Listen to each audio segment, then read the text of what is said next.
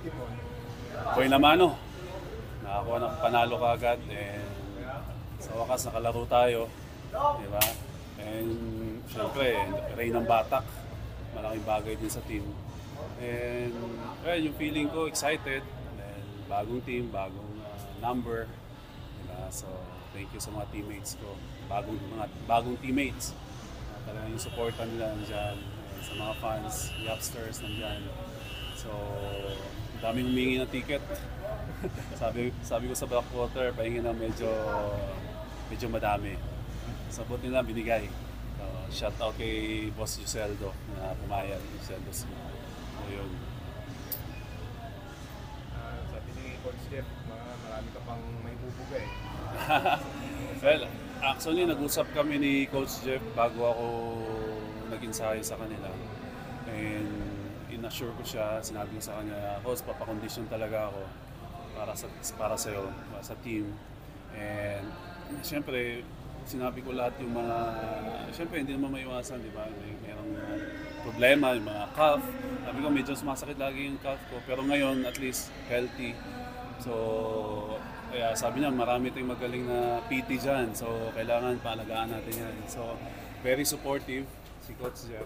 So, and open ako sa kanya dahil nakasama ko si Coach Jeff nung nasa Pure Foods kami.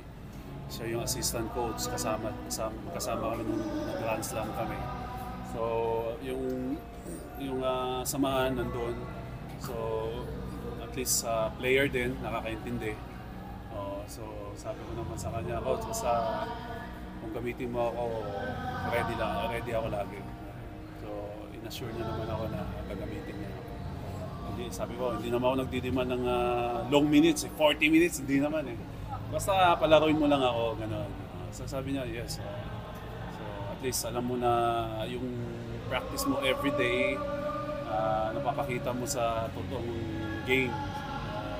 Kasi mayroon pa si practice mo ng practice, hindi mo mapapakita sa game, hindi mo marami mga fans na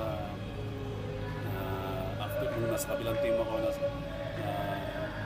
mag-upload sa'yo na galing ako probinsya sa ikaw yung gusto namin mapanood pero sayang hindi ka namin napanood siyempre pumasok sa utak ko na kasi yun naman talaga lagi ang nasa isip ko at sa goal ko na every time na maglalaro ako kailangan para sa fans kumbaga bigyan natin ng kaligayahan kasi yan yung mga fans yun ang taging nasa mindset ko lagi so ang problema dun sa hindi tayo nakakalaro kaya malapit sa akin yung mga fans. So, good thing okay naman lahat. Yung 15 na jersey, ano ba na pag-position mo? 15? O yung 15, tsaka okay lang yan sa'yo, palit na. Actually, okay lang sa akin. Pero, syempre, nung pinost ko yung sa Instagram ko yung number 15 ako, ang daming parang umiyak, ang daming nalungkot, ganyan.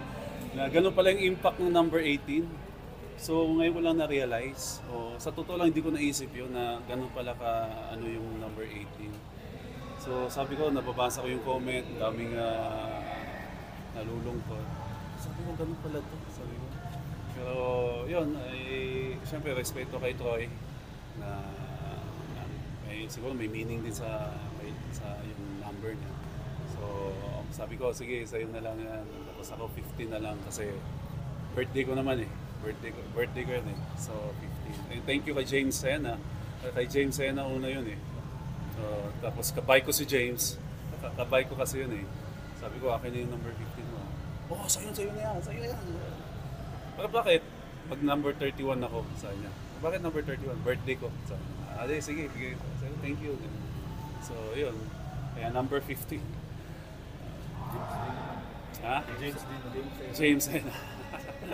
James, ano lang yung gusto mo ma-accomplish dito sa Blackwater personally?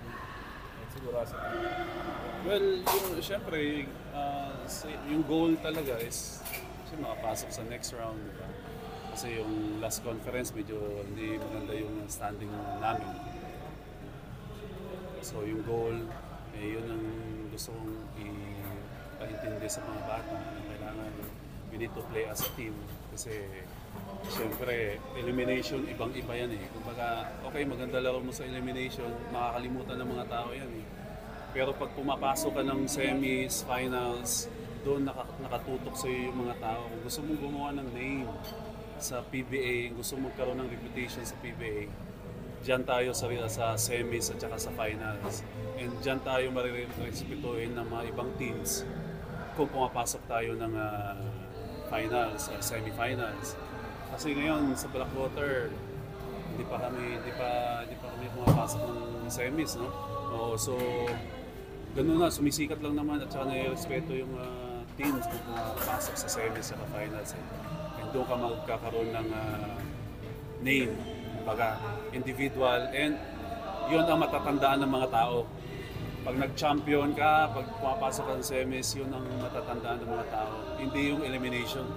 Yeah, hindi yung elimination. Kahit gaano pa ka kagaling mo sa elimination, pero hindi ka pumapasok, baliwala yun. So, kumbaga yun ang goal namin. Next semis or next round muna.